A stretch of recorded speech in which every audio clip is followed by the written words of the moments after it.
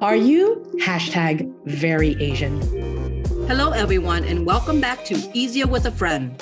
We're super happy to be back with you after our short break last week for Lunar New Year's.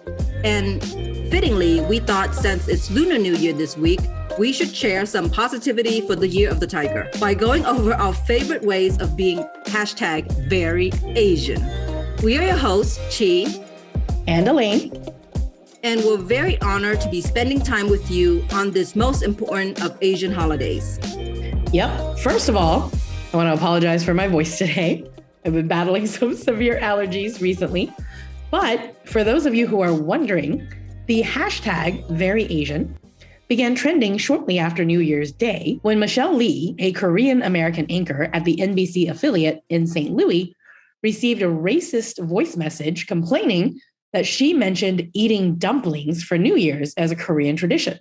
The message said that the viewer took offense to that, saying, quote, "She's being very Asian. She can keep her Korean to herself," end quote. In response, the hashtag took off, with people sharing pictures of their families and Asian traditions as a beautiful way of showing support to Lee.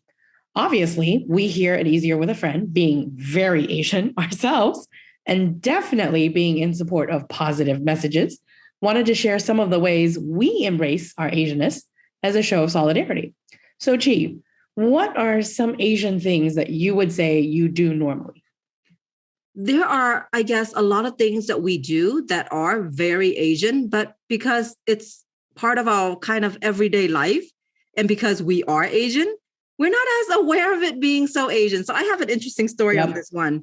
2 weeks ago, I went and did my normal Costco run to stock up on groceries. And I was trying to lift this 50-pound bag of rice, of jasmine rice, into my cart.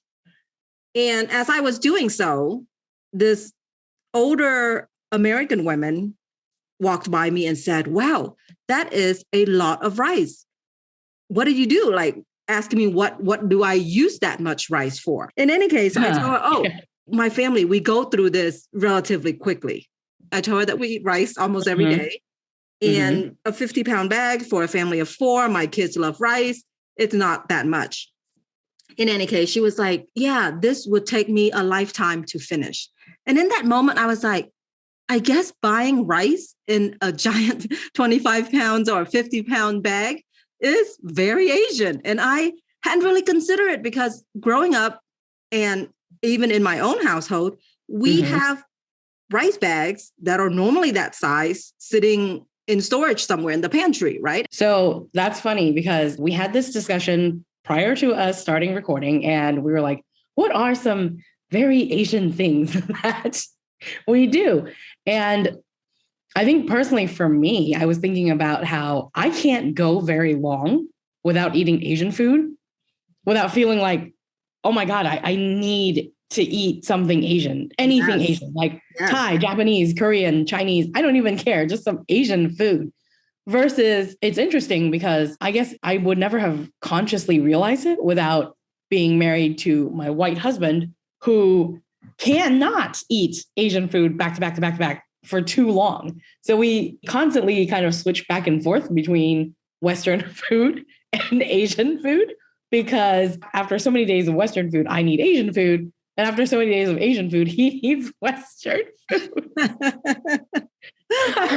So I think that's definitely for me, one of the things I do that is very Asian. The other thing that was also recently pointed out to me, I got in a discussion with actually his cousin's fiance about how, growing up as poor kids, you learn to like keep your stuff in order, in good condition, like take great care of it so that it lasts a very long time. But then I actually did some thinking about it afterwards. And I was like, I don't know that that's a poor thing as much as it is an Asian thing for my family, at least, right? Because when I think back on it, it was really my dad who taught me very much to, hey, put the things back where they belong, take care of them so they'll last a long time, buy the best that you can afford or save up for the best so that it will last forever. Because you don't need to buy the crappy thing, it breaks, and then you buy 10 more crappy things after that. You just buy one very nice thing and you take really great care of it, and it will last you a lifetime, which I think about as a very Asian cultural way of looking at items, right? Because we talk about all the time how your husband is kind of tough on stuff. And we all grew up as first generation immigrants. So I wouldn't say that his family grew up any better off than my family when we first got here to America. But he's just tough on his stuff. And my dad grew up actually not poor because he grew up in Asia. And in Asia, their family was fine. They were well off, right? So he didn't have to take care of his stuff as a reflection of his socioeconomic status. It's simply that as Asians, we learn to treasure things. I always thought that was his family specific thing. So I never really it might have been tied into how culturally we may have been very different there, the way we were brought up. And I think that's very interesting because I recently was learning about the Japanese tradition called kintsugi. And that is literally where if a Japanese person, say, breaks a bowl or a vase or something in their house, instead of throwing the pieces away, which I have done plenty of because, I mean, it's completely shattered. What do you do with it? They repair it. Like, so it's a way of repairing it where they glue the pieces back together, but it's actually sealed with a gold colored sealant. And it actually makes the piece very beautiful when they put it back together again. It almost looks like gold marble veins running through that piece. And it's a way for them to put the piece back together and still appreciate its beauty after it's been transformed. And I just think that's a really beautiful way of looking at it, but also very Asian. Yeah. Real quick, though, let me go back real quick to tie in the rice and the food and missing it thing. I think I don't realize this about myself until I start traveling, because when you travel, let's say you're going somewhere and you're eating whatever's local, whatever's good there. And then when you come home from vacation, you realize how much you miss rice. And your first meal usually is just to go get something that has rice. Like that's for me, even when I was growing up, my family would travel somewhere, we would enjoy ourselves. But usually when we get back into town, it's like, we need something that has rice in it. So I completely understand not being able to go for too long without Asian food. So it's really funny because that actually reminded me. So my family and a bunch of our family friends, like, I mean, I think there were 20 of us, went on this cruise when I was 14 years old to Alaska. And it's a 7-day cruise to Alaska. And of course, on the ship, there is no Asian food. I mean, these days on cruise ships, there usually is something Asian, right? They have a lot more international fare to appeal more to international passengers. And of course, I think the American palate has expanded a lot since I was 14 years old. Agreed. Yeah. Which is more years ago than I'm going to tell you all the numbers. So anyway, we were coming back from Alaska, and the way that the boat traveled, it went from Vancouver up into Alaska, and then you just fly back. So they dropped us off at the last stop, and we had a few hours to kill, I think, before we were supposed to go to the airport. And we hadn't had any Asian food in, right, 7, probably 8 days at that point because travel time.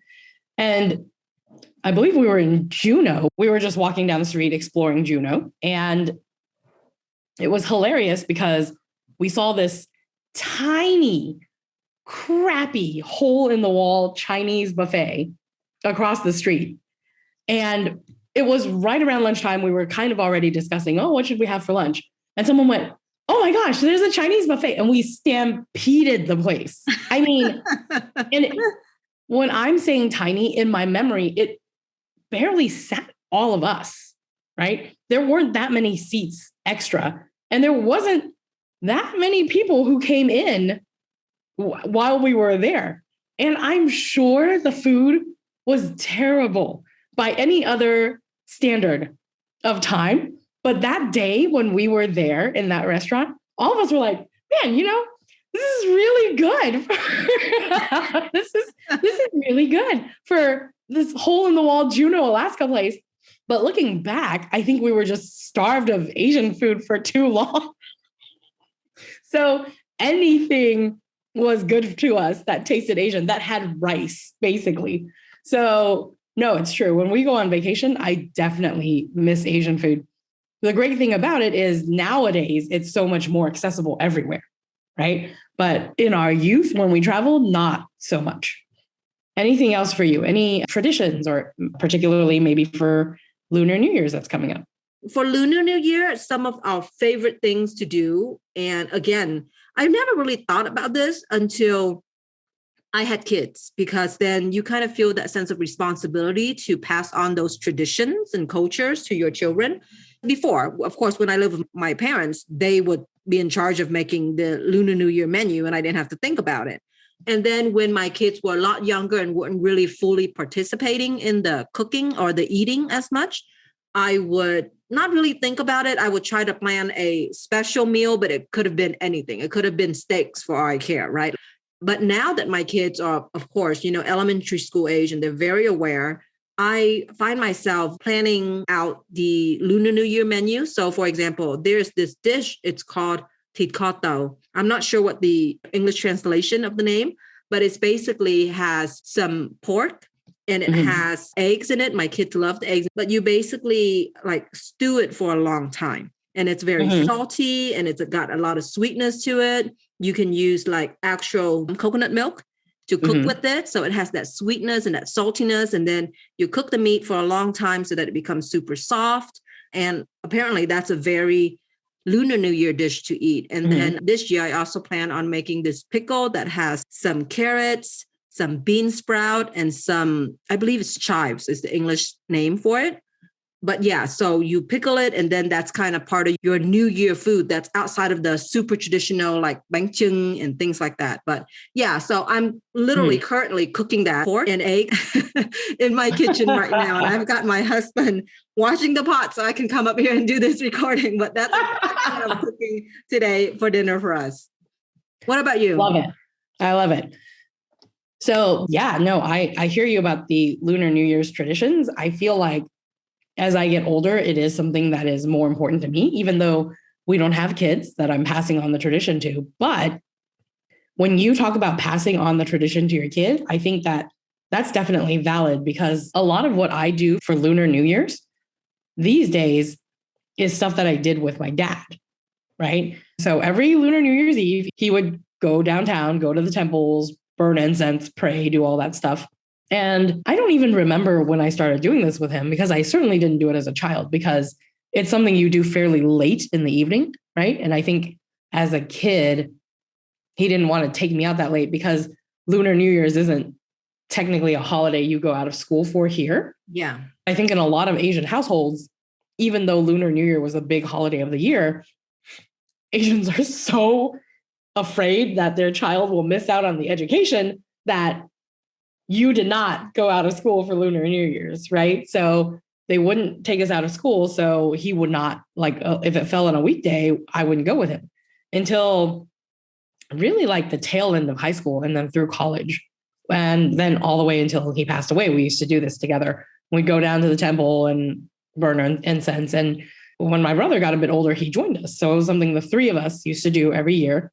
And now, even though he's no longer with us, I keep on the tradition, right? Because it's something that he and I used to go do together. And so I actually take my husband with me to the temple, and he's a great sport. He actually loves to go. He said he really likes going and seeing the cultural stuff and kind of seeing what it's all about. And he's gotten to be a pro at it, I got to say. And I was recently saying this to actually another friend of mine, like, after you're gone, what is it that your kids remember you with, right?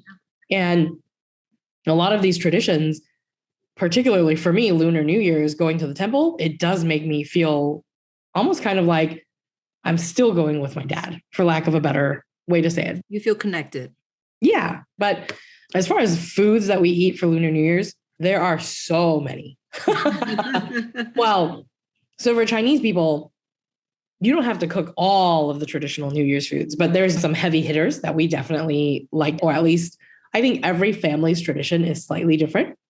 And it's very interesting because we make sure that the food usually has a similar sound to like a lucky word, right? So for instance, a very Chinese tradition for Lunar New Year's is to cook a fish And the funny thing is, I've seen the fish thing done differently in different households, even. So some families fry it, some families braise it. I guess it doesn't matter how you cook the fish, but the fish must be whole. So we cook ours and we're not allowed to eat ours. We don't even take a bite. You save it for the next day, and that's when you can eat it. And the reason is because the Chinese word for fish, which is yu, sounds exactly like the Chinese word for leftover or plenty, which is also yu. So we eat fish, and the phrase is 年年有余, which means every year you have plenty, or every year you have leftovers, right? So you're so plentiful, you have leftovers. And so fish is always a must-have dish. And some families, they are supposed to eat a little bit and then save the leftovers so that they have it for the whole week. So every family actually kind of does it differently. Yeah, actually, I have learned, and this is the wonderful thing about being in America, is that not only do you get to experience how your family celebrate some of these holidays, but you get to see how some of your friends and their culture celebrate. So I'm Vietnamese, but a lot of my friends are Chinese. And I learned from you guys that eating noodle for New Year is also a good one because of the longevity, because noodles are longevity. And kind of along those lines too, as far as food that sounds like a lucky word or a good word, there are apparently a lot of house plants, just going back to my new hobby here, house plants, either looks like money or sounds like, there are so many Chinese money house plants. And I was at the Asian market like 2 weeks ago, prepping for New Year. And I saw that they were selling ZZ plants at the market, marked up at $80. And I was like, oh my gosh, they're ripping off these grandmas because you can go to Lowe's and get the same plants for like $15, $20. But in any case, my husband was joking that next Lunar New Year I should set up shop. And so I should start propagating some plants now. And then by the time New Year rolls around, I can set up shop and sell these ZZ plants. But in any case, the ZZ plant, I looked it up. The reason why that it's good for New Year is because of the way the leaves grow on the stem. It looks like a chain of money. So there's all kinds of things like that. So yeah, I have a ZZ plant, not because it looked like money, but apparently after I went to the store and saw it, I've now added the ZZ plant to my New Year decoration. Yep. So I think that's super awesome. I think whatever your family's traditions are, Lunar New Year's is really that time where, if you're not going to express your Asianness during Lunar New Year's, when are you going to do it? Right? This year, I actually decided to go way above and beyond and really decorate for Lunar New Year's. I feel like the recent spirit of Asian representation and supporting Asians and being proud of your Asian heritage, it's not that I've been not proud, but I've never been super like, oh, must decorate the house for Lunar New Year's, right? Because Chi and I both love Christmas very much. Chi loves it more than I do. Absolutely. Halloween is really my thing, right? But I decorate for Halloween. We decorate for Christmas. And so this year I was like, I really don't do that much for Lunar New Year's. But this year I really was like, you know what? I decorate for all these other Western holidays. And so F it, I'm going to decorate for Lunar New Year. So I bought a bunch of Lunar New Year's decorations off of the most un-Asian website ever, Amazon. I actually decided to finally invest in a sprig of those yellow flowers, right? Yeah. So I did the yellow flowers, I hung all the red decorations, and so my house is looking very festive. And bonus, my husband thought it was all very pretty. So I think it's a great time for any of our listeners who aren't Asian themselves, but are interested. Like, we're always happy to share our culture. So grab an Asian friend, ask them to invite you for Lunar New Year's. That's what the New Year's is all about. Like, if one of my friends was like, hey, I'd like to check out what Lunar New Year's is about, I'd 100% invite them into our home and welcome them with open arms and sit them down to dinner with us and explain all the dishes. I'd be more than happy to do that. Yeah. Before I had kids, actually, there was this family that is not Asian, but they really liked to participate. And so every year for Lunar New Year, we would go with them to this one restaurant in town that like always did it up big. Like we always found out when they were doing the dragon dance and the fireworks and stuff like that. And we would celebrate with them every year for Lunar New Year. And it was a really fun way. It was something they look forward to. And we also look forward to doing with them. So for sure, if that's something you're interested in experiencing, find yourself an Asian friend and do something very Asian this Lunar New Year and go celebrate with them. Yep. And right before we wrap up, I also want to give a shout out. We've developed a very international audience. She and I aren't even sure exactly how this happened, but regardless, we appreciate all of you all the same. And not just Asians. I just want to say, I know recently I feel like a lot of people have felt targeted or oppressed or just maybe more anxious about their minority status than usual. And whatever you are or your family is or your culture is, you have a friend in us. And we are so grateful for all of your support. And we want you to know that I think all of us supporting each other is the way that we get through this, right? So shout out to our listeners in England, Germany, Japan, Vietnam, Canada for joining us. And of course, all of our members here in the USA. We love you all. That's the end of Easier with a Friend for today. Thank you so much for tuning in today. If you enjoyed today's episode, we hope you take the time to reconnect with a friend during Lunar New Year season. Remember to subscribe to the podcast on Facebook, Spotify, or Apple Music so you won't miss any new episodes. Follow us on Instagram at Easier with a Friend, on our Facebook page, Easier with a Friend, or email us at easierwithafriend@gmail.com. Check out our website, easierwithafriend.com, for today's transcript.